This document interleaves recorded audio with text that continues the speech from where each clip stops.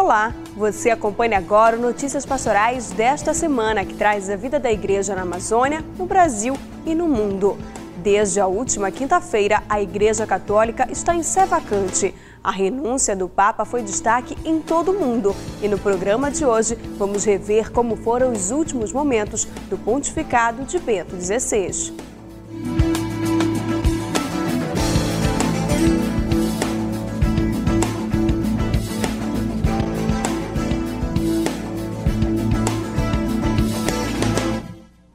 A semana iniciou com o último Ângelus presidido por Bento XVI como Papa. O Santo Padre anunciou durante a oração mariana que após o pontificado vai se dedicar à oração e à meditação e que não vai abandonar a Igreja. A famosa Via da Conciliação e a Praça de São Pedro ficaram repletas.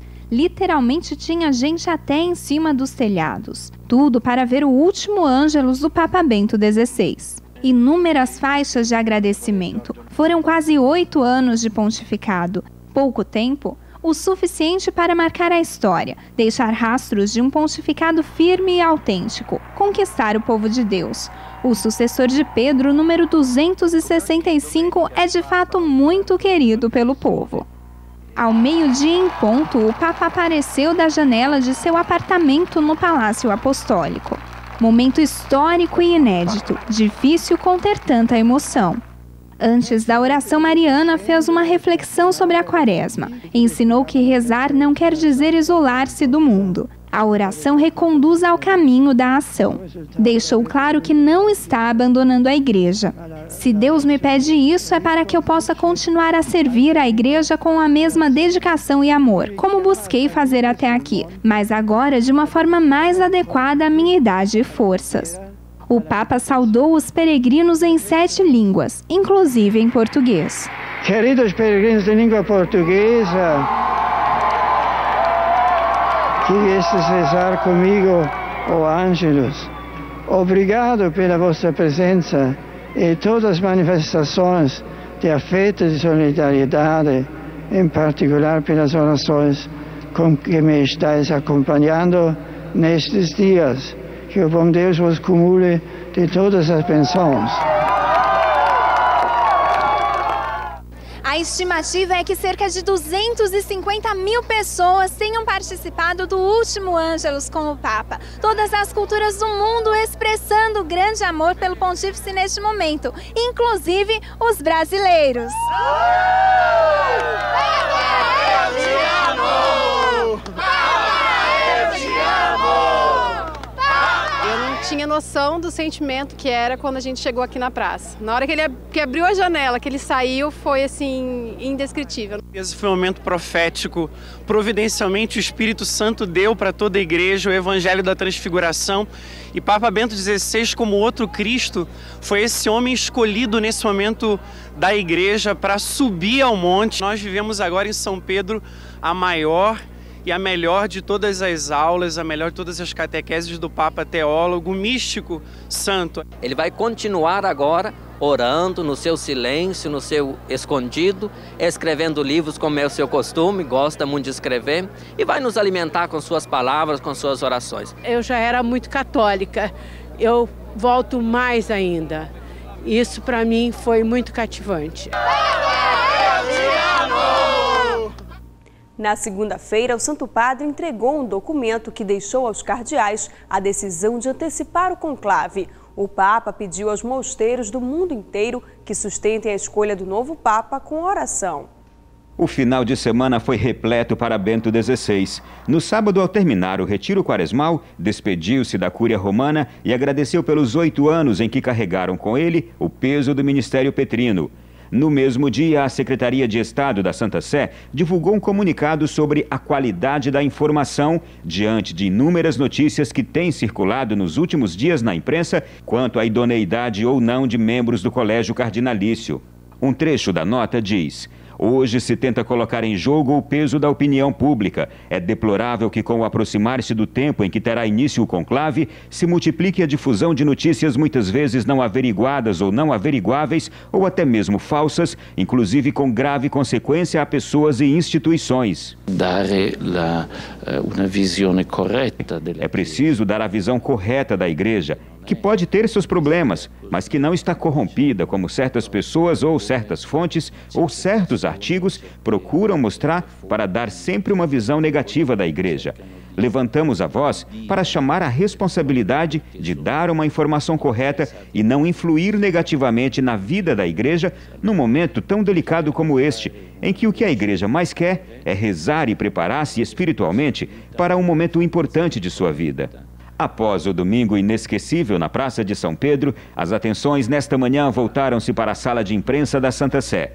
Depois de alguns dias de expectativa, foi apresentado o motu próprio de Bento XVI, que deixa ao Colégio dos Cardeais a faculdade de antecipar o conclave. A condição para que isto aconteça é que todos os cardeais já estejam em Roma. O Papa abre para esta possibilidade. A partir de 1º de março, quando a comissão dos cardeais passar a se reunir, eles poderão escolher a data que quiserem para iniciar assim o conclave. Também foi anunciado o encontro do Papa com os 3 cardeais da comissão que apurou o roubo dos documentos vaticanos. O Papa os agradeceu pelo trabalho concluído e o relatório final ficou com ele, que o entregará a seu sucessor. Chamou a atenção o comunicado da aceitação da renúncia por atingir 75 anos do arcebispo escocês de Edimburgo, cardeal Keith O'Brien, que sofre acusações em seu país por comportamento inapropriado, ou seja, pedofilia, no início dos anos 80. A apresentação da renúncia do cardeal foi feita há algum tempo. A decisão do Papa foi amadurecida e tomada hoje em vista da sé vacante. Bento XVI sempre teve um comportamento coerente e zeloso em tudo que fez. A impressão que dá no apagar das luzes de seu pontificado é de, o quanto possível, não deixar nenhuma pendência para seu sucessor. A propósito do futuro, hoje fez um pedido particular a todos os mosteiros do mundo, masculinos e femininos, para que sustentem o próximo conclave com a força própria da oração contemplativa. É exatamente disto que precisamos neste tempo. A Igreja toda é convidada a rezar, inclusive aqueles que não participarão do conclave, porque do conclave participarão só os cardeais. Mas eles precisam ser sustentados pela oração de toda a Igreja, que deve invocar nesta hora a assistência do Espírito Santo para uma boa escolha e uma boa decisão visando o futuro do povo de Deus e da humanidade, porque o serviço do Papa é importante para todos. E acompanhe como foram as últimas atividades de Bento XVI e os preparativos para o conclave. Os últimos dias do pontificado de Bento XVI estão causando uma peregrinação ininterrupta a Roma. As crianças querem ver o Papa. O Papa é um homem muito amável. Não gostaria que ele tivesse renunciado. Quando eu o ver amanhã, vou gritar muito obrigado. Esses jovens franceses também. Aliás, a imprensa está em todos os lugares. Da praça aos borgos do Vaticano, à procura dos romeiros de hoje. Na sala de imprensa, muitos detalhes foram dados hoje sobre a audiência geral de amanhã, o último compromisso público de Bento XVI. Naturalmente não é uma audiência normal. Naturalmente não é uma audiência normal, porque é a última. Por isso teremos muitíssima gente. O Papa fará um giro mais amplo com o Papa Móvel no meio das pessoas, porque elas vieram para saudá-lo. E existirá certamente uma atmosfera particular. Mas o esquema da audiência, o discurso do Papa, a saudação nas várias línguas e a bênção permanece a mesma coisa. A Associação Católica Papa Boys, movimento juvenil italiano, já começa a se preparar na noite de hoje. Nós faremos aqui na Praça de São Pedro, nesta terça-feira à noite, juntamente com outros grupos, um rosário em latim e carregaremos a cruz dos jovens. Depois iremos a uma paróquia aqui próximo e faremos 24 horas de adoração, uma oração non-stop, que se chama No Espírito do Papa. Na quinta-feira, pela manhã, Bento XVI terá um encontro com todos os cardeais que estiverem em Roma e às 17 horas, dará início à despedida do Palácio Vaticano. De helicóptero, muda-se para Castel Gandolfo. Às 20 horas, termina seu pontificado. também já está certo que a partir de 1º de março, sexta-feira, o Camerlengo, cardeal Tarcísio Bertoni, convocará a congregação dos cardeais para dar início às reuniões que definirão a data de começo do conclave.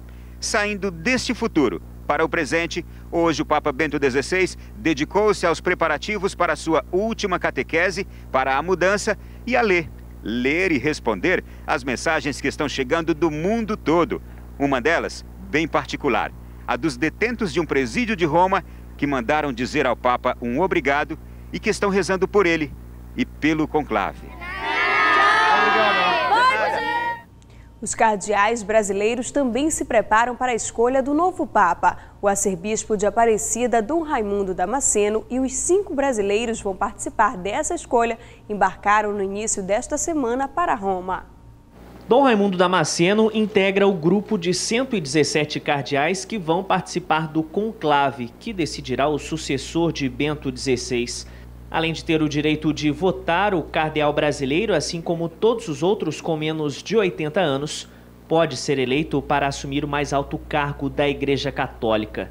Dom Damasceno diz que não se coloca como candidato, mas que vai rezar para que a escolha dos cardeais seja iluminada e atenda às necessidades da Igreja. Nós vemos essas funções, esses cargos na Igreja, né? Nós sempre os consideramos como uma missão recebida. Uma missão recebida que você aceita como um serviço que você vai prestar à comunidade, que você vai prestar à Igreja. Então é dentro dessa visão que a gente vê também o próprio pontificado. Primeiro, Dom Damasceno vai participar da despedida de Bento XVI. Só depois começam as congregações gerais, encontros entre os cardeais que vão ajudar a refletir e a preparar o conclave. Sobre as discussões de um próximo Papa mais novo, Dom Raimundo disse que idade e nacionalidade não são critérios decisivos. Dom Raimundo Damasceno disse que alguns critérios devem orientar na escolha do novo Papa, como uma rica experiência pastoral, um amplo preparo teológico, ser aberto ao diálogo com as questões atuais da sociedade e, acima de tudo, ser sinal de união. Mesmo com esse perfil já definido, o cardeal disse que ainda não sabe em quem vai votar. Ir dizendo eu já tenho um candidato, eu acho que realmente não é muito prudente, né? Não é uma atitude muito prudente, porque certamente muitos elementos poderão aparecer no decorrer dessas congregações gerais, como também no decorrer do próprio conclave. Só quando a fumaça branca sair por essa chaminé da Capela Sistina é que o mundo vai conhecer quem é o próximo Papa. A comunidade Mar Adentro está promovendo algumas formações durante este mês de março. A Léa Silva vai dar algumas informações para a gente. Léa, primeiro, logo nesta primeira semana do mês, vocês já iniciam o curso de discipulado. Fala para a gente primeiro que curso é esse. O curso de discipulado é um curso que visa o aprofundamento da fé. É uma caminhada formativa e espiritual. Então, são 3 anos de formação, onde as pessoas vão ter formações tanto na parte bíblica como na parte dos documentos da igreja. E nesse curso, cada pessoa tem um acompanhador pessoal para tirar suas dúvidas, porque esse curso é uma caminhada que liga a fé e a vida. Agora sim, existe um público-alvo ou qualquer pessoa pode participar? O curso do discipulado é para todas aquelas pessoas que querem fazer uma experiência de serem discípulos de Cristo. Para todas aquelas pessoas que querem aprofundar a fé. Então é realmente um aprofundamento. E quem faz essa formação? Essa formação são os membros da comunidade que moram aqui em Belém e também os padres da comunidade, porque esse curso ele acontece em todas as casas de missão no Brasil. E os padres da comunidade, através de videoconferência, alguns temas participam conosco. Nesse curso também é trabalhado mais a fundo o carisma da comunidade Mar Adentro, né? Sim, à medida que as pessoas vão conhecendo a comunidade, participando do curso, vão também conhecendo um pouco do que é a comunidade. Mas esse curso é realmente para fazer uma experiência de ser discípulo de Cristo. Agora ele acontece onde e como se inscrever? Ele acontece na Casa de Missão, aqui em Belém, na Alcindo Cacela, número 708, toda terça-feira, a partir da próxima terça. Toda terça-feira, às 19h30. Acontece também lá na Casa de Missão em Outeiro, às quartas-feiras, a partir das 19h. E nós temos uma turma de discipulado jovem, que é no sábado, das 17h às 18h30. Então, se alguém quiser se inscrever, pode ligar para o telefone 3228-4452 ou pelo e-mail, que é belém@maradentro.com.br. Agora, Léa, vocês também estão nesse período promovendo um retiro da Páscoa, justamente pela Semana Santa. Fala pra gente desse evento. O retiro de Páscoa é um retiro espiritual de todos os membros da comunidade. Então, a nossa experiência é que nessa Semana Santa, no Tríduo Pascal, nós vivenciamos profundamente a liturgia. Nós fazemos isso na nossa casa geral em Iturama. Todas as casas se reúnem lá para viver o retiro de Páscoa. Chegando aqui em Belém, pela distância, pela própria realidade, nós começamos a fazer esse retiro aqui. Então, nós, não só os membros, mas nós abrimos para aquelas pessoas que querem vivenciar o Tríduo Pascal. Então, nós abrimos esse retiro, que é um retiro que acontece meditações, silêncio, a via sacra, encenações, mas o ponto forte é a vivência da liturgia, o Tríduo Pascal. Começa com a missa do lava-pés, acontece a solene ação litúrgica às 3 na sexta-feira, a vigília pascal e encerra no domingo com a missa de Páscoa. Esse retiro, ele acontece esse ano no Centro de Cultura e Formação Cristã. E você mencionava que quem quiser pode pernoitar durante os dias da Páscoa lá no Centro de Cultura, mas também tem a opção da pessoa ir acompanhar a programação durante o dia e voltar para casa. Isso, pode ser um retiro que você fica, ou um retiro que você dorme, pernoita, ou então você fica só durante a tarde e volta para casa. E quem quiser participar do retiro de Páscoa? Pode ligar também para o mesmo telefone, 3228-4452, ou pelo mesmo e-mail, belém@maradentro.com.br. Obrigada, Léa, pelas suas informações, pela sua presença aqui no nosso programa. Uma ótima Páscoa aí para vocês. E o Notícias Pastorais agora vai para um breve apoio cultural e a gente volta já. E a renúncia do Papa também foi abordada em programas especiais realizados pela TV Nazaré. Após a última audiência pública de Bento XVI na quarta-feira, Padre André Teles e Padre Jaime Sidônio da Arquidiocese de Belém comentaram esse momento vivido pela Igreja. Na verdade, nós não estamos acostumados com essa realidade, a realidade da renúncia de um Papa. Porém, eu creio que o momento é um momento muito especial para nós, no sentido de expressarmos a maturidade da nossa fé. E penso que o Papa Bento XVI, quando nos convocou a viver o ano da fé, já tinha no coração esta decisão de renunciar ao ministério petrino. E o ano da fé deveria nos ajudar a viver esse momento, com maturidade, com confiança na ação de Deus, porque na verdade o pastor da igreja, o pastor supremo é Jesus Cristo, não é? Ele é apenas o vigário de Cristo, aquele que visivelmente conduz a igreja e que é o sinal da unidade e que tem a missão de confirmar os irmãos na fé. Eu sempre pensei que o Papa Bento XVI é daquelas pessoas que num primeiro momento espanta e depois provoca encanto, né? Assim eu vejo toda a pessoa dele, todas as virtudes dele, toda a missão que ele realizou nesses 8 anos na igreja.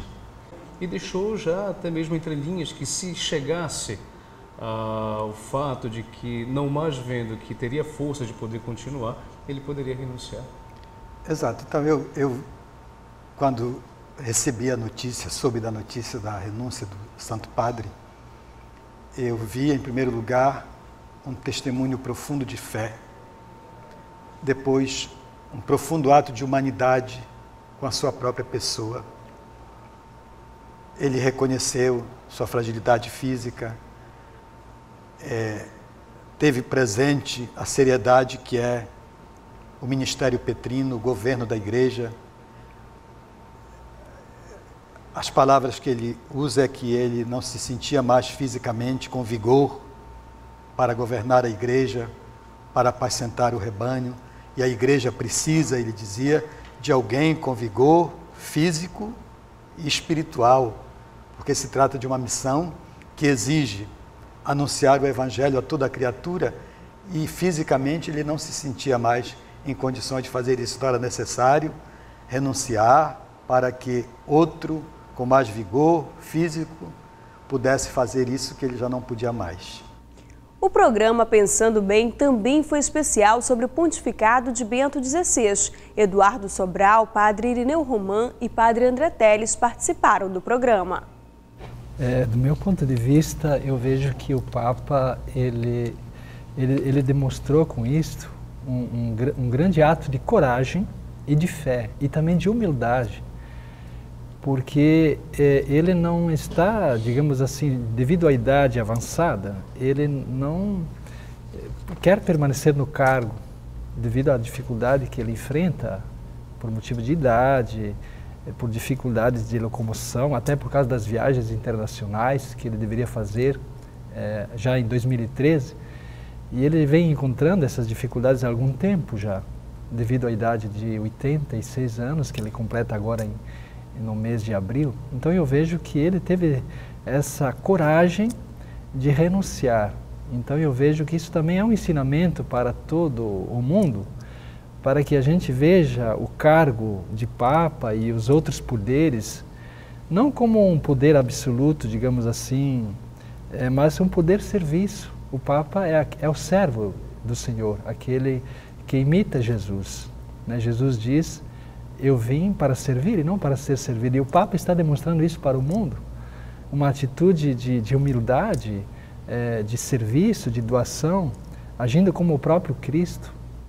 E no dia da renúncia oficial, um programa especial foi apresentado por Theo Cruz, que esteve ao lado de padre André Teles e do Monsenhor Raimundo Posidônio para comentar os últimos momentos do pontificado de Bento XVI. Muitas pessoas até perguntaram, mas é possível isso? Como é que pode o Papa renunciar? Muita gente ficou até com esta dúvida. Mas a renúncia ela é prevista, ela é possível, né, Monsenhor? Já houve vários papas que renunciaram, né, pelo menos 6 ou 7 papas que renunciaram, portanto não é nenhuma novidade, não é algo inédito, né, na história da Igreja. Só talvez para lembrar aqui alguns, né, desses papas, um chamado Ponciano, né, ainda lá no século III, né, por volta de 230, 235, dizem que foi o primeiro papa que renunciou assim de livre, espontânea vontade, aliás, forçado pelas circunstâncias, que ele foi mandado para o exílio, né, pelo imperador Domiciano. E para não haver problema na sucessão, então ele no exílio ele renunciou, né? Já vi o caso também de um outro papa chamado São Clemente, também foi exilado, possivelmente ele renunciou para liberar a sucessão, né, daquele que viria depois dele, São Evaristo. E assim foi, ao longo da história nós temos situações que foram criadas, né, às vezes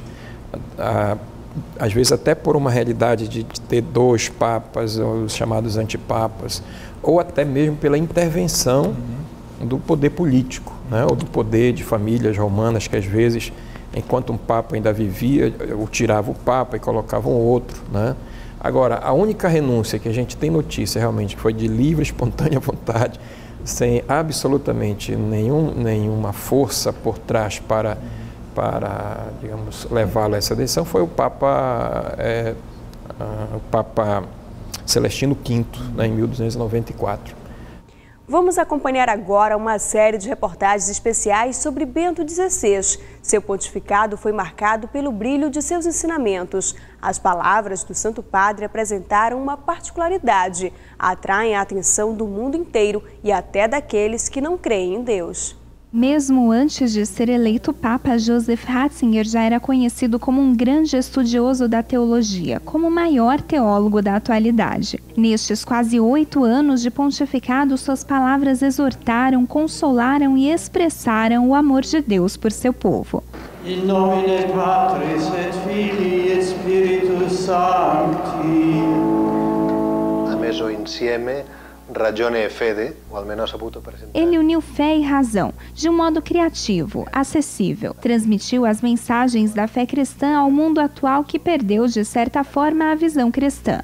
Em seu trabalho, tentou recuperar, repropor a fé para um mundo sem visão de Deus. A fede é fundamento de ciò que se espera e prova de ciò que não se vede. De acordo com a Prefeitura da Casa Pontifícia, desde o início do pontificado do Papa Bento XVI até o fim do ano passado, mais de 20 milhões de pessoas participaram dos encontros com o Pontífice, seja aqui na Praça de São Pedro, seja na sua residência de verão em Castel Gandolfo.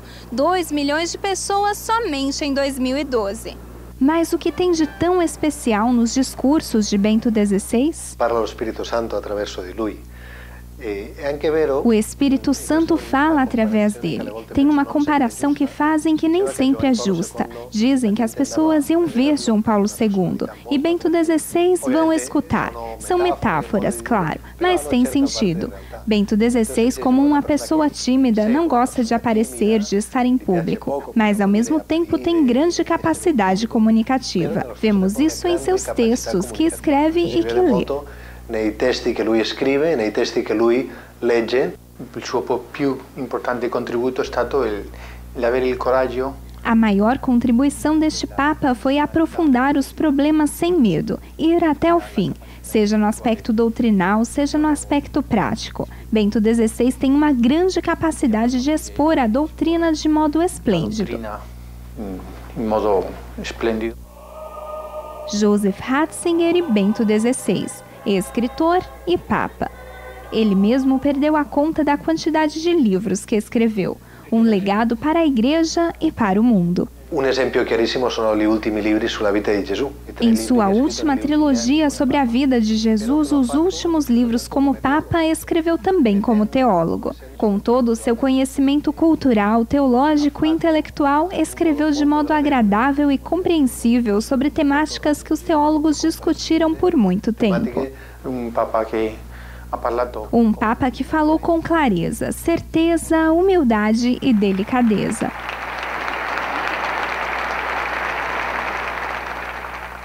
A vida de um Papa é repleta de atividades. Em meio a caminhadas, leituras, orações, meditações e contemplações, há também preocupações com o sofrimento do mundo e as realidades projetadas pela sociedade que desafiam o Santo Padre. Mesmo nas adversidades, Bento XVI não perdeu a fé, mostrou-se forte e destemido. Não é segredo para ninguém. O pontificado de Bento XVI não foi fácil. No entanto, ele conduziu a Igreja com firmeza e determinação.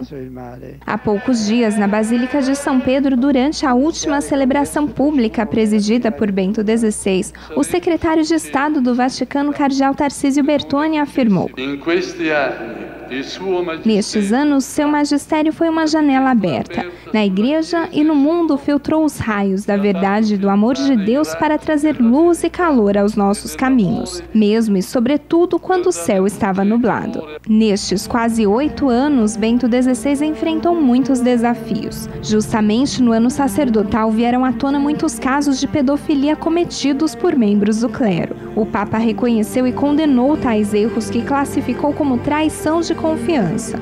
Em nenhum momento perdeu a esperança e a fé. O pontífice demonstrou sua dor e sofrimento diante dessas situações. Em algumas ocasiões, se encontrou com vítimas de abusos sexuais e demonstrou sua solidariedade. Vimos que no campo do Senhor existem também as ervas daninhas. Vimos que a rede de Pedro contém peixes ruins. O barco da Igreja está navegando mesmo com tempestades que o ameaçam. Pode ter passado por nossa cabeça: o Senhor está dormindo, Ele nos esqueceu. Mas existe a fé. Diante da fragilidade humana, o Senhor está presente. A notícia do vazamento de documentos internos do Vaticano e de Bento XVI repercute em todo o mundo. Depois das investigações, seu próprio mordomo foi acusado e condenado. Poucos meses depois, Bento XVI concedeu a ele o perdão. Repercute agora em diversas mídias a informação de que essas polêmicas teriam motivado o pedido da renúncia do Papa, não de acordo com o porta-voz da Santa Sé. O próprio Papa Bento XVI comunicou que tomou esta decisão depois de muita oração e por conta das fragilidades de sua idade. Este Papa foi um exemplo de fé vivida no sentido que seus atos, não só nos ensinamentos, demonstrou que é uma pessoa que confia em Deus. Estes dias, um homem que me viu na rua e que percebeu que eu estava preocupado me disse: "Sabe, existe uma pessoa que nos disse para não termos medo. Isso me fez bem. Estamos em boas mãos. Somos homens de fé e devemos aceitar que a igreja está nas mãos do Espírito Santo. É tempo de oração pela igreja, pelos cardeais e pelo futuro Papa." O Papa Emérito Bento XVI foi considerado um pontífice moderno, porém firme diante de assuntos que colocaram em risco a vida e a dignidade humana. Em seus quase 8 anos de pontificado, o Papa Bento XVI demonstrou a abertura a um mundo que evolui constantemente sem deixar de ser firme diante de questões sérias, que envolvem diretamente os fiéis e peregrinos católicos. O Santo Padre protegeu a vida, condenou o aborto e a eutanásia. O aborto desejado como fim ou como meio é gravemente contrário à lei moral, afirmou. Ao dizer isso, a Igreja Católica não pretende faltar com a compreensão e a benevolência com a mulher. Bento XVI afirmou tratar-se antes de velar para que a lei não altere injustamente o equilíbrio entre o igual direito à vida que a mãe e o filho possuem. O pontífice promoveu a castidade e a fidelidade ao afirmar que o preservativo não é solução para a luta contra a AIDS. Para o Papa, são muito claras as questões essenciais da Igreja, os elementos permanentes da fé, da doutrina da Igreja, da moral cristã. Ele foi exemplar diante de um mundo que, de certa forma, perdeu a fé. Continua a defender aquilo que o Senhor Jesus deixou à sua Igreja para sempre. Se não existe uma moralidade objetiva, tudo vale, tudo pode. Bento XVI propôs a verdade e proclamou o Ano da Fé para que possamos dizer: cremos na doutrina, cremos na Igreja. Este Papa ensinou que, claro, respeitando o outro, devemos ter a coragem de manifestar a fé, a nossa certeza.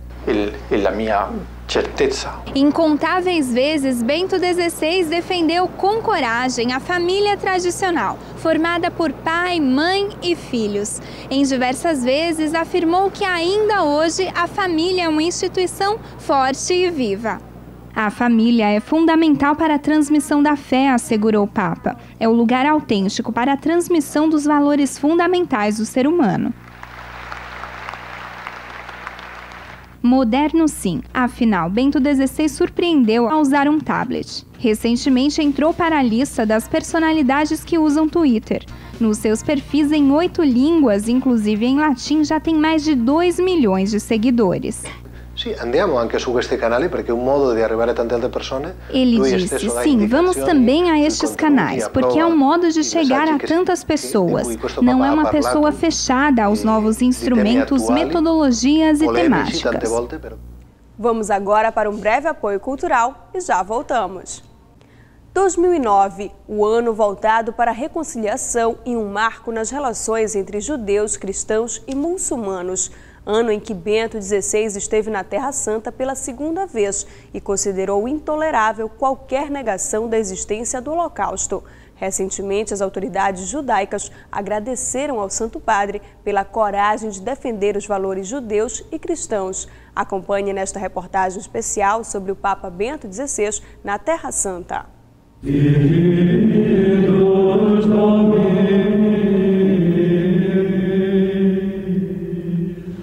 O amigo de João Paulo II não hesitou em dar continuidade aos passos que seu antecessor já havia dado de reaproximação entre o Vaticano com o Estado de Israel e a Palestina. Uma peregrinação de 8 dias à Terra Santa, onde expressou o seu desejo de rezar pela paz em sua 2ª visita apostólica a um dos países do Oriente Médio, após ter visitado a Turquia em 2006. Foi o suficiente para reforçar os laços entre judeus, cristãos e muçulmanos. Em visita à Terra Santa em 2009, a primeira escala do pontífice foi na Jordânia, onde ele foi recebido pelo rei Abdullah II e sua esposa, a rainha Rania. Ainda no aeroporto, no seu discurso, ele falou sobre liberdade religiosa. Mas foi a sua visita à primeira universidade de Madaba que mais trouxe esperança de um futuro melhor para os cristãos do país. Padre Rifar, que esteve envolvido na organização da cobertura da visita, nos falou do momento histórico para a Jordânia, onde hoje a população cristã é de aproximadamente 6%, sendo uma das mais antigas comunidades no mundo. Quando o Papa chegou, ele não parou nos protocolos. Ele ficou contagiado ao ver a alegria dos jovens e também dos deficientes ao encontrá-lo. Eles o acolheram com as boas-vindas e estavam muito felizes. Os jovens aqui na Jordânia costumam se encontrar com o Papa na Jornada Mundial da Juventude, mas desta vez ele estava no país deles, aqui na Jordânia. E com certeza eles jamais vão se esquecer desse dia, este humilde e simples Papa que os acolheu de um jeito tão simples. A Jordânia foi abençoada nos dias em que ele esteve aqui, onde durante a visita ele abençoou a pedra fundamental da primeira Universidade Católica de Madaba e também da igreja que está sendo construída no Monte Nebo e será inaugurada no próximo ano. É inesquecível também a visita pastoral que ele fez para dar a primeira comunhão para as nossas crianças. Depois da visita do Santo Padre à mesquita, este também foi um grande sinal de reconciliação com os muçulmanos que haviam interrompido o diálogo com a igreja.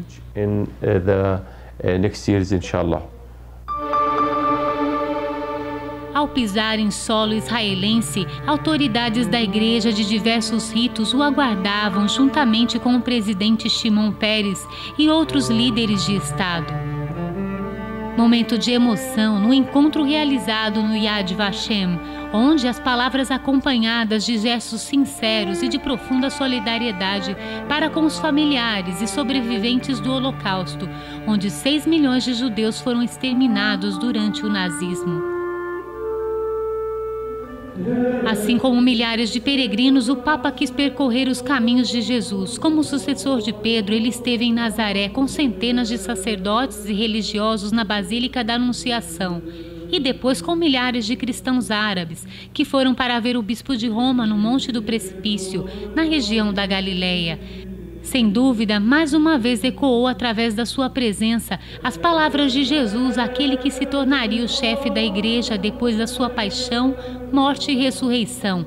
Pedro, tu me amas? Apacenta as minhas ovelhas. Experiência que o custódio da Terra Santa, Padre Pierre Batista Pizzaballa, afirma ter contribuído para com o seu ministério e missão. Nos seus discursos e também em ocasiões privadas, o que sempre me chamou a atenção é que realmente deve sempre iluminar as atividades do seu governo. Jesus, a palavra de Deus e a evangelização de que ele tanto fala. Isso para mim foi um chamado muito forte, principalmente para a minha missão.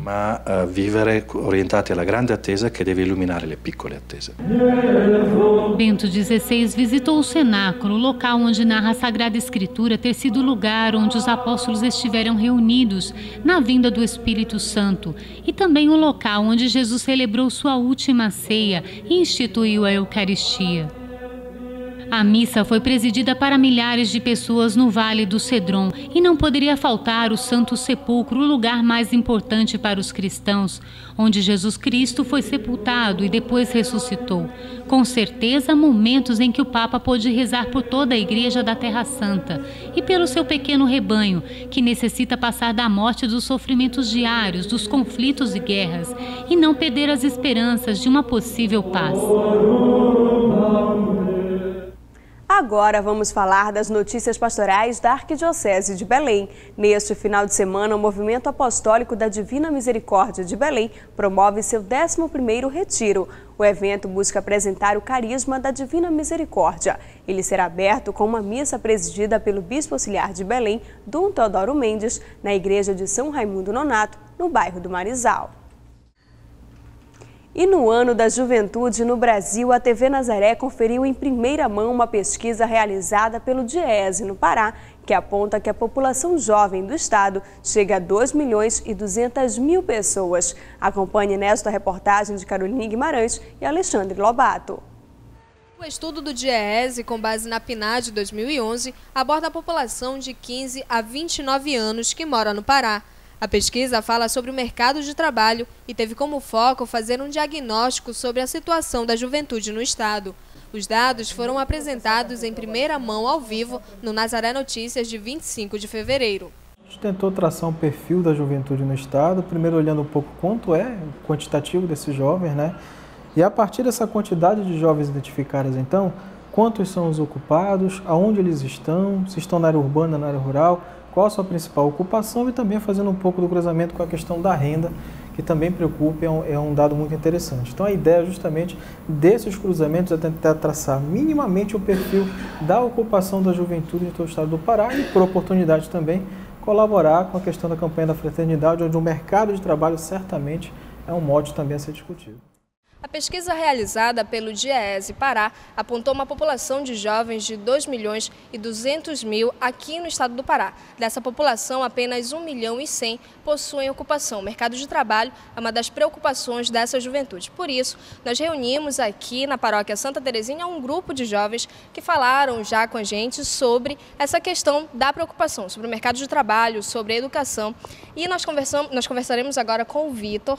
O Vitor é o jovem mais velho aqui desse grupo de jovens, ele que já entrou no mercado de trabalho, hoje ele faz doutorado em Química. Vitor, conta pra gente um pouquinho dessa história, como foi que você se inseriu no mercado de trabalho? Bom, eu comecei a trabalhar com a minha família, né, com um comércio que nós tínhamos, então desde criança eu ficava ajudando meus pais no comércio, num bar e restaurante, e fiquei com eles até o momento que eu entrei na universidade. Né, o momento que eu entrei na universidade e comecei a fazer meu curso, eu comecei a ter outras atividades. Comecei a trabalhar com aula particular, né, ministrando aula na casa de alunos. Emprego, desde a infância, é uma realidade comum a muitos jovens aqui no estado do Pará, como por exemplo a Jéssica Martins, que também está aqui. Jéssica, você também começou bem cedo a trabalhar, né, com a sua família. Foi, eu comecei a trabalhar com uns 14, 15 anos. Primeiro eu trabalhei em um cyber que tinha dentro de casa, fiquei lá uns 2 ou 3 anos. Aí meu pai precisou mudar de cidade para poder ter uma renda melhor, um trabalho melhor. E nós fomos todos com os filhos para lá, só que assim como a Jéssica e o Vitor, a necessidade que os pais têm de precisar dos filhos, ou pode ajudar um pouquinho aqui, um pouquinho ali. Aí a gente vai acabando se inteirando daquilo, do trabalho dos pais e ficando lá por um tempo. Hoje, 70% da população jovem no estado do Pará reside nos centros urbanos.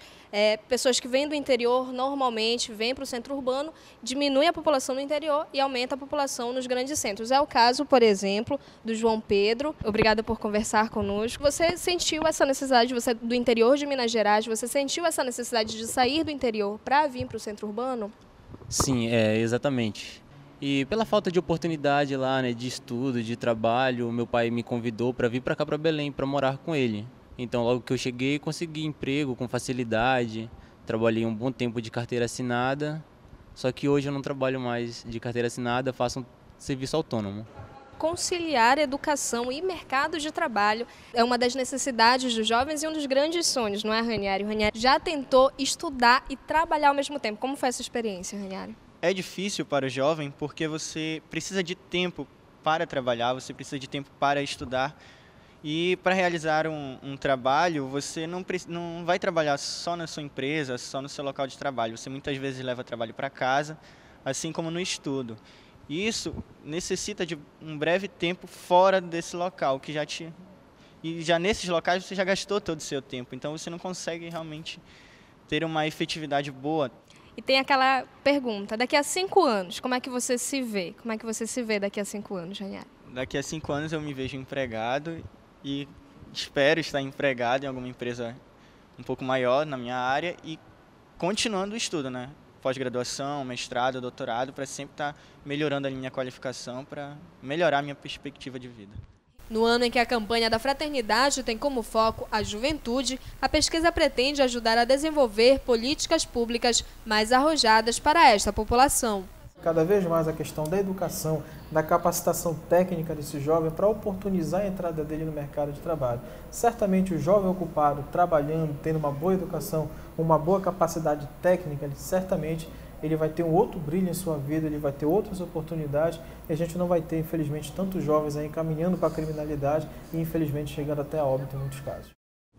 No próximo dia 8 de março, às 19h30, a Paróquia dos Capuchinhos realiza a celebração ecumênica com a juventude da Arquidiocese de Belém. A celebração será presidida pelo Bispo Auxiliar de Belém, coordenador da Pastoral Ecumênica Dom Teodoro Mendes. E estão abertas as inscrições para o casamento comunitário promovido pela Paróquia de São Vicente de Paula. O período de formação dos noivos acontece de 12 a 14 de abril na própria paróquia, localizada no Conjunto Paar, em Ananindeua. E nesta semana iniciou o período de preparação no Rio de Janeiro para homenagear Estácio de Sá, fundador da cidade. As celebrações acontecem na Igreja de São Sebastião dos Capuchinhos. O tríduo da festa de Estácio de Sá, fundador da cidade do Rio de Janeiro, tem como tema Memórias da História. Cidades, não esqueçam sua história. Quando uma cidade deixa cair no esquecimento a sua história antiga, é hora da gente rememorizar isso. E é impossível fazer história antiga sem ressaltar o papel do fundador Estácio de Sá. Na igreja de São Sebastião encontram-se guardadas e protegidas importantes relíquias históricas, trazidas da igreja do Morro do Castelo, local em que hoje está o Aterro do Flamengo. As relíquias que nós possuímos aqui são os restos mortais de Estácio de Sá, a pequena imagem de São Sebastião que veio com ele em 1563 e também o marco zero da cidade do Rio de Janeiro. Nos vitrais, a marca dos anos de história.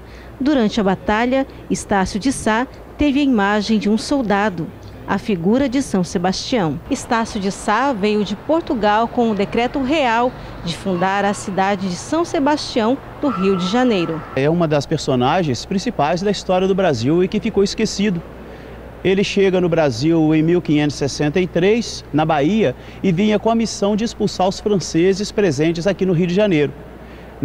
No primeiro empreendimento foi um fracasso. Então ele teve que ir para São Vicente, hoje atual São Paulo, arrumar lá reforços militares e voltar ao Rio de Janeiro, onde ele funda a cidade do Rio de Janeiro em 1565. Há 2 anos que Frei Paulo Gomes, pároco da igreja de São Sebastião, retomou as festividades deste grande fundador. A programação vai até sexta-feira, dia do aniversário da cidade do Rio de Janeiro. Às 20 horas, com bolo de aniversário, refrigerante, nós vamos cantar os parabéns e vamos celebrar o Rio de Janeiro ao som de jazz. O Rio cantado em jazz. Queremos convidar a todos aqueles e aquelas que querem se juntar a nós para fazermos memória da história. O programa está terminando e se você quiser acompanhar as reportagens exibidas aqui no Notícias Pastorais, você pode entrar no site da Fundação Nazaré e conferir todos os vídeos. Para divulgar sua paróquia, seu evento ou sua comunidade, entre em contato conosco pelo e-mail np@fundacionazaré.com.br. Você também pode encaminhar direto para a TV Nazaré, na Avenida Governador Zé Malcher, número 915. E obrigada pela companhia a todos, um ótimo final de semana. A gente se encontra no próximo programa. Até lá!